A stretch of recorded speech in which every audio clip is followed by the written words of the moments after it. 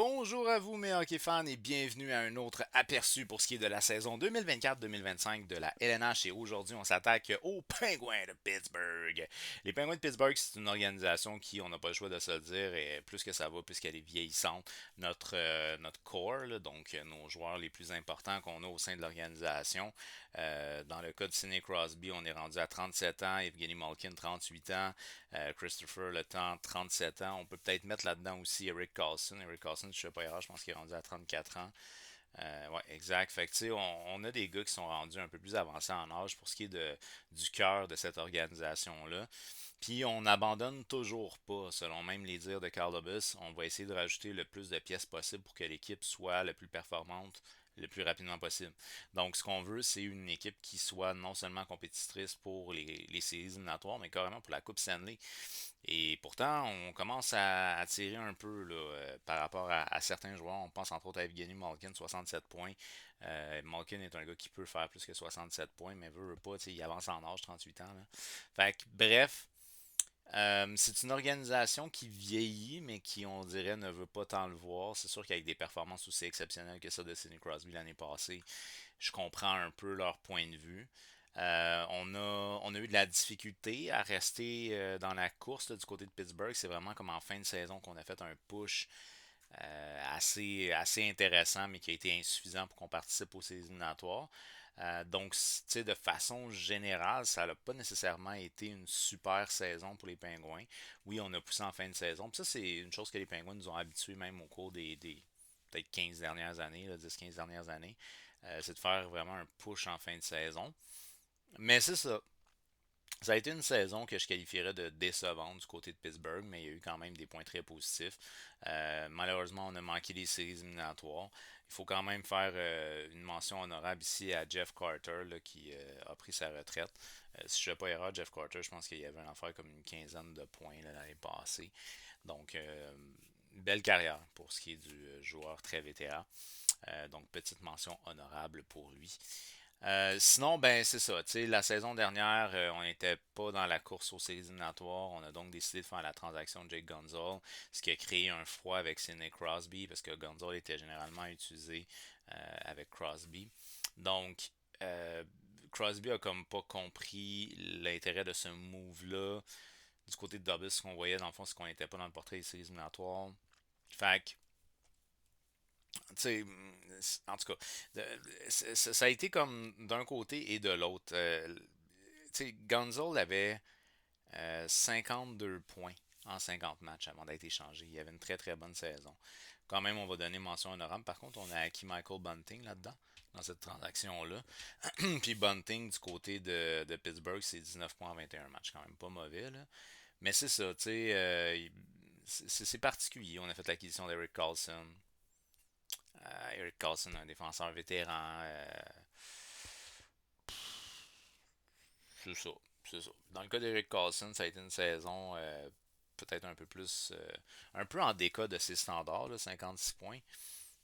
Mais l'année passée, c'est parce que. L'autre année d'avant, c'est parce qu'il avait topé le 100 points. Il a vraiment connu une saison de fou du côté de San Jose là, pour ce qui est d'Eric Carlson.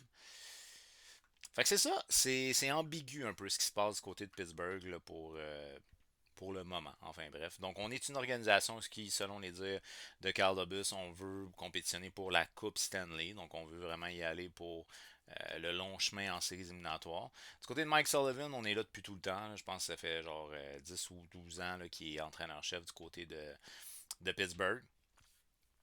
Mais on le sait, c'est une dynamique différente, Pittsburgh. Là. Je vais prendre l'exemple ici des alliés, tantôt vous allez voir. Là, c'est vraiment une dynamique qui est différente à Pittsburgh. Fait que ça fait longtemps que nos trois gars du corps sont là. Fait que je pense qu'on se maintient tout simplement avec ce qu'on connaissait déjà et qui a déjà eu du succès dans le passé, mais qui est peut-être un petit peu moins succès en ce moment. Alors, on y retourne ici maintenant avec le directeur général Carl Dubus, l'entraîneur-chef Mike Sullivan, qui, sauf erreur de ma part, il me semble qu'il est là depuis une affaire comme 10-12 ans. On a terminé 19e au niveau de la Ligue nationale. On a terminé 10e au niveau de la conférence de l'Est. Évidemment, on n'a pas participé aux séries éliminatoires, mais on était en affaire comme 2-3 points des séries éliminatoires. On était proche. Malgré que les Capitals n'ont pas fait long feu en série. C'était eux autres qui ont rentré 8e. Mais on était proche quand même des Capitals de Washington. Là, fait que c'était pas si mal. Il me semble que les Capitals avaient genre 80, dans les 90 points. Là, c'était pas tant élevé que ça. Fait que on a terminé 10e dans la conférence de l'Est pour la saison 23-24. C'est 38 victoires, 32 défaites, 12 défaites en prolongation pour un total de 88 points. Une moyenne de buts marqués de 3.09 pour le 18e rang dans la Ligue nationale. Une moyenne de buts encaissés de 3.02 pour le 13e rang dans la Ligue nationale. Un avantage numérique catastrophique à 15.3. Je comprends pas ça. T'as Crosby, t'as Malkin, t'as eu Gonzalo un bon bout de temps, t'as Ross, t'as Carlson, le temps, pis t'es à 15,3%. 30e dans la Ligue nationale et sinon un désavantage numérique à 80,7% pour le 11e rang dans la Ligue nationale. Fait que de façon générale, on est middle class, là, classe moyenne dans à peu près tout ce qu'on a comme performance la saison dernière. Donc, c'est ça. Mais tu sais, un coup en séries éliminatoires, on sait jamais qu'est-ce qui peut arriver. Puis c'est une équipe qui a beaucoup d'expérience, fait qui a déjà fait face à l'adversité énormément par le passé. Fait que si on réussit à franchir le cap des séries éliminatoires, bon, on sait jamais qu'est-ce qui peut arriver avec les Penguins de Pittsburgh. Ensuite de ça, le meilleur buteur aurait été Sidney Crosby, 42 buts. Ah, ouais, il est exceptionnel ce joueur-là, ça n'a pas de sens. Puis là, il reste encore un an à son contrat, puis il a signé une prolongation de contrat. Encore une fois à 8,7 millions, si je ne me trompe pas. Ma foi, ça fait des années et des années qu'il signe à 8,7 millions. Euh, dans une rencontre, là, en fait, là, il a été, je sais pas trop, il a été porté des cadeaux à un détenteur de billets de saison, de quoi de même.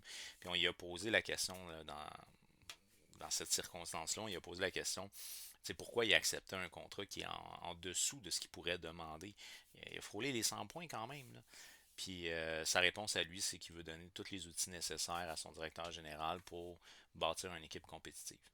Ce qui est important pour lui, c'est la victoire. Mais tu sais, il n'est pas plus pauvre. Je veux rassurer tout le monde. Là, en termes de commandite, c'est un joueur qui est très commandité, Sidney Crosby. Fait qu'il a son salaire de hockeyeur, mais il a un salaire à côté aussi. Sauf qu'il reste que c'est quand même très honorable pour lui, là, je veux dire, d'accepter d'avoir un salaire inférieur. Assurément, il pourrait gagner plus que 8,7 millions, ça c'est sûr. 94 points la saison dernière, le meilleur pointeur du côté des Pingouins, puis quand même assez drastique là, parce que Malkin, 67 points, c'est le deuxième meilleur pointeur. Fait que tu sais, t'as presque 30 points qui séparent Sidney Crosby du deuxième du côté de Pittsburgh. Fait que vraiment encore une saison exceptionnelle pour ce qui est de Sidney Crosby, et ça malgré son âge. Pour ce qui est du défenseur Rick Carlson, 56 points, 82 matchs, plus 4. Déjà, plus 4, c'est déjà bien pour lui. Là. Mais sinon, 56 points, c'est correct dans ses standards.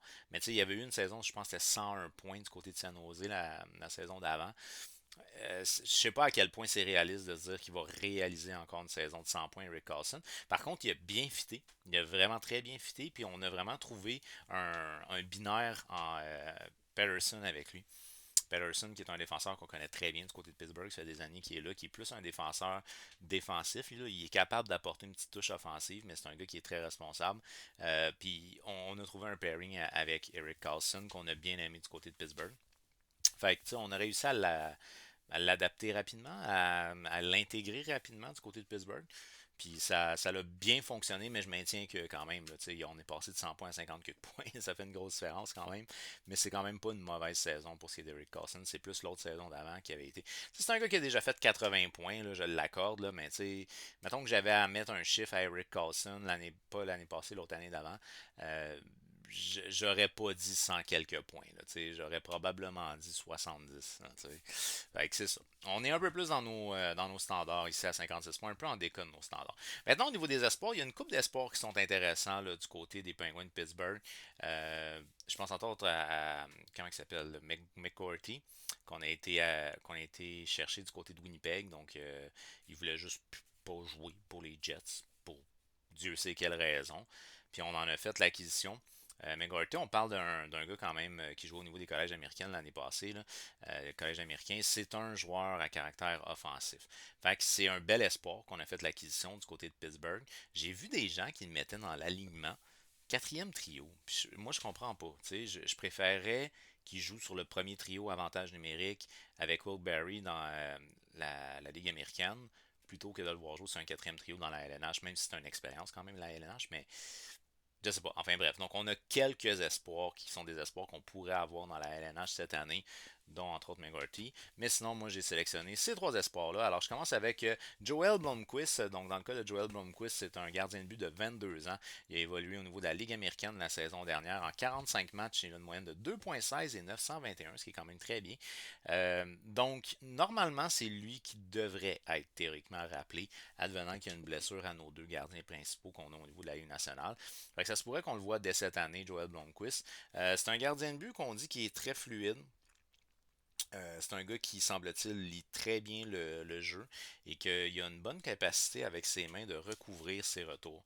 Fait que c'est un gardien de but qu'on pourrait voir dans la LNH cette année. En termes de deuxième espoir, j'ai été avec Samuel Poulain, le Québécois de 23 ans.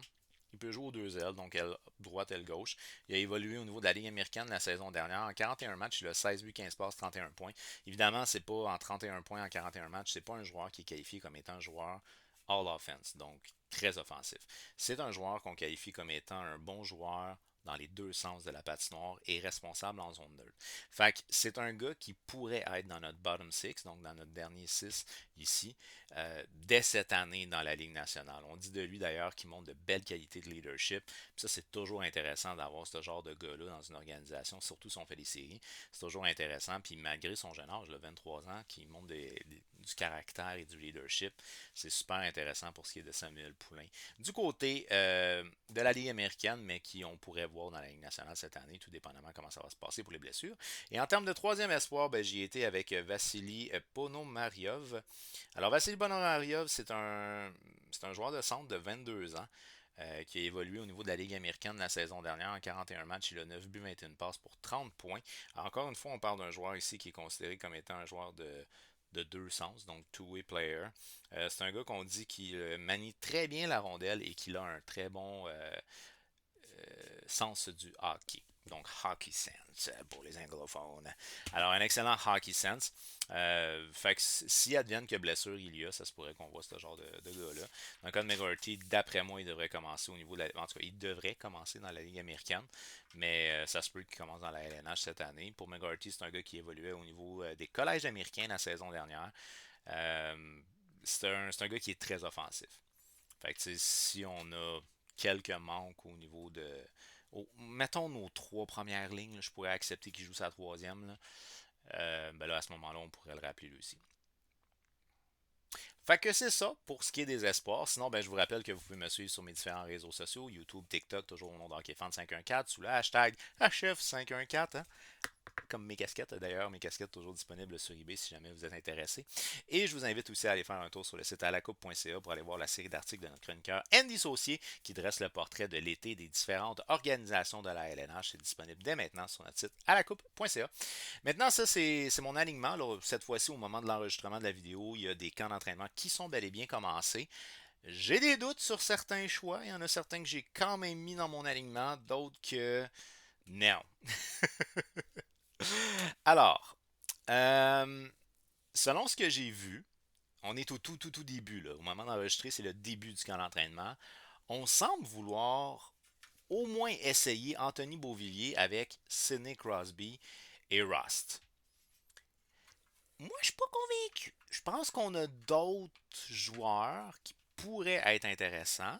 Mais s'il y a une chose qu'on sait, et c'est ça que je vous parlais en début de vidéo, c'est particulier à Pittsburgh, c'est que du côté de Pittsburgh, Crosby décide avec qui il va jouer. Donc, si Crosby dit qu'il veut jouer avec Beauvillier, il va jouer avec Beauvillier. Donc, il y a des chances que ça se donne.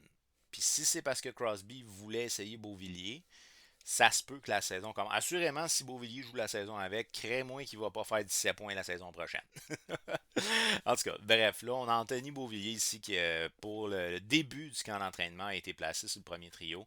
17 points en 60 matchs du côté de Vancouver, Chicago puis Nashville. Ça, c'est ce qu'on appelle se promener pour ce qui est d'Anthony Beauvillier, pauvre gars. J'espère au moins que là, il va être à une bonne place pour plus qu'une saison minimum. Je l'y souhaite, j'y souhaite, j'y souhaite. Qu'on fait jouer ici avec Sidney Crosby, encore une fois, une saison exceptionnelle l'année passée, 94 points en 82 matchs, donc 42 buts. Et Russ, 56 points en 62 matchs, et évidemment, saison non complète, mais un ratio points par match qui est quand même intéressant pour ce qui est de Rust. En termes de deuxième ligne, ben c'est là où moi, j'ai pas nécessairement été d'accord avec ce qu'on a essayé de faire là, du côté de Pittsburgh. Euh, Moi, j'y vais avec Michael Bunting, qu'on a acquis dans la transaction de Jay Gonzalez, que je fais jouer avec Malkin puis Rackle. Dans le cas de Malkin puis Ricketts Rackle, c'est assez fréquent qu'ils jouent ensemble. Je sais pas si c'est parce que les gars s'entendent bien ou s'ils se trouvent bien ou peu importe, mais on les utilise quand même assez souvent ensemble du côté de Pittsburgh. Fait que j'assume qu'on va retourner avec Rackle puis Malkin.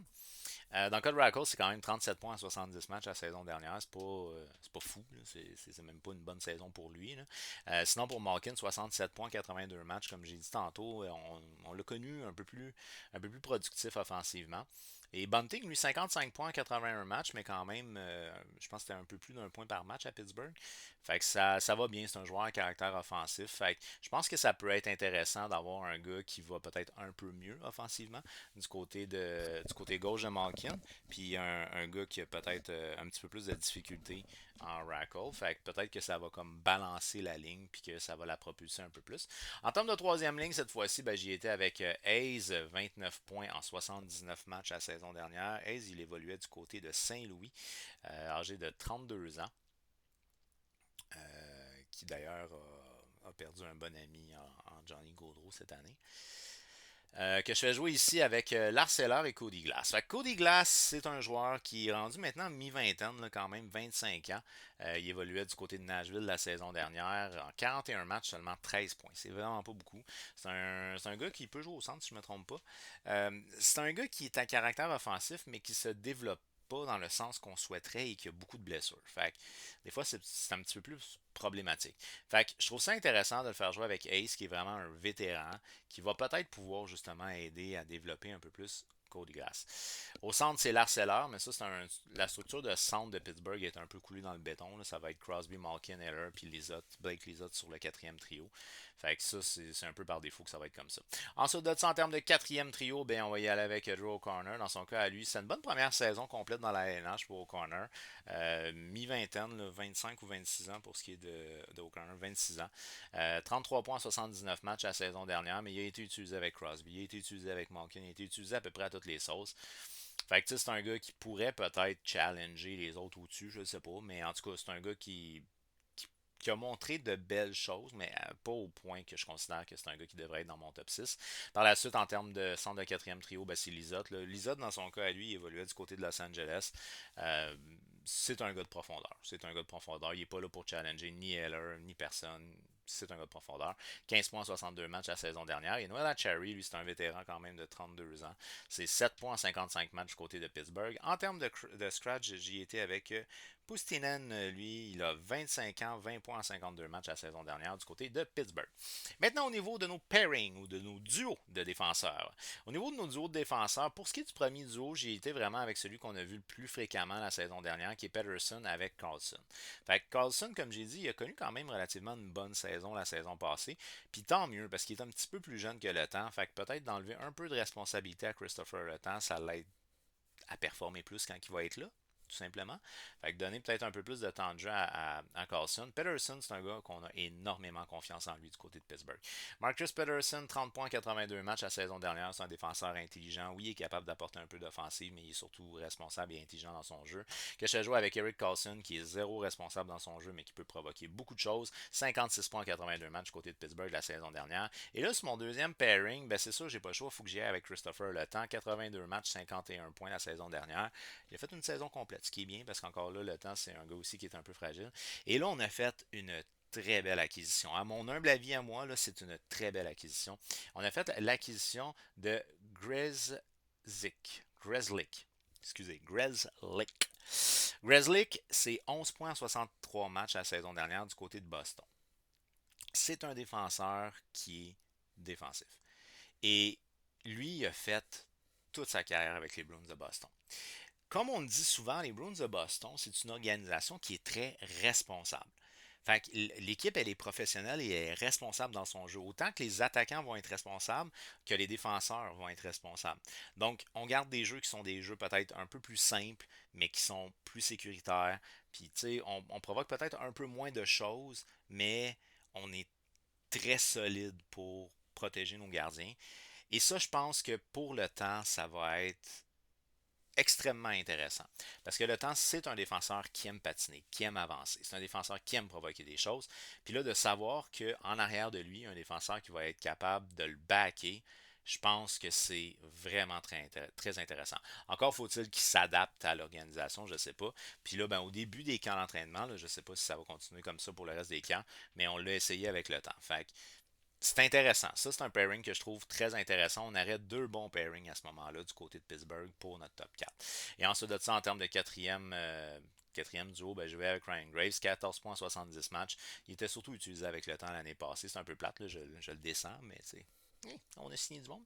Et Sébastien Aho, le défenseur qui évoluait du côté des Islanders de New York, 9 points en 58 matchs la saison dernière. C'est un défenseur que moi je qualifie de profondeur. C'est pas un défenseur exceptionnel. Et je fais Ryan Shea, qui est scratch 27 ans pour Shea, et un seul point en 31 matchs la saison dernière. Au niveau des gardiens de but, je pense que la structure est quand même assez claire. Il n'y a pas vraiment de lieu à débattre. Là, Tristan Jarry, c'est le gardien de but partant. C'est pas des gardiens qui ont été très réguliers dans leur performance du côté de Pittsburgh. Mais en tout cas, Tristan Jarry, 51 matchs la saison dernière, 2,91, 903 d'efficacité. Puis pour ce qui est de Nedeljkovic, lui, c'est 38 matchs la saison dernière du côté de Pittsburgh, 2,97, 902 d'efficacité. Sensiblement la même chose là, au niveau des performances des deux gardiens de but. Mais on voit vraiment Jarry comme étant notre partant du côté de Pittsburgh. Fait que ça devrait être encore lui, à moins qu'il y ait une blessure évidemment, mais sinon ça devrait être encore lui. Et en termes de troisième gardien de but, ben, j'ai été avec Joel Blomqvist. Lui, il a joué dans la Ligue américaine la saison dernière en 45 matchs. Il a 2,16 et 921 d'efficacité, donc quand même des bonnes statistiques au niveau de la Ligue américaine. Bon, ben, les Penguins de Pittsburgh ont quand même apporté certaines modifications à leur formation. Moi, ce qui m'intéresse le plus, c'est probablement l'addition de Grez... Comment on Colin? Grizzly Grizzly Grizzly. Alors, c'est probablement l'addition de Grizzly que je trouve la plus intéressante. Cody Glass, ça peut être intéressant aussi si il explose là, au niveau de son développement parce qu'il commence à être tard. Là. 25 ans, il serait temps. Là. Fait que c'est ça. Pas nécessairement de très très grosses additions. On pense qu'on avait le core qui pouvait nous permettre de rentrer en série la saison passée. On a passé très très proche. Un coup en série, on pense qu'on a suffisamment d'expérience et de profondeur pour être capable de se rendre jusqu'en finale.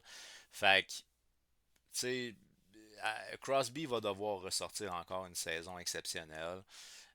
Malkin devrait sortir peut-être un petit peu plus, mais il avance en âge, fait que je sais pas à quel point. Euh, je sais pas, je vois pas nécessairement une très grande amélioration du côté de Pittsburgh. Fait que pour moi, c'est une équipe qui ne devrait pas participer aux séries encore la saison prochaine.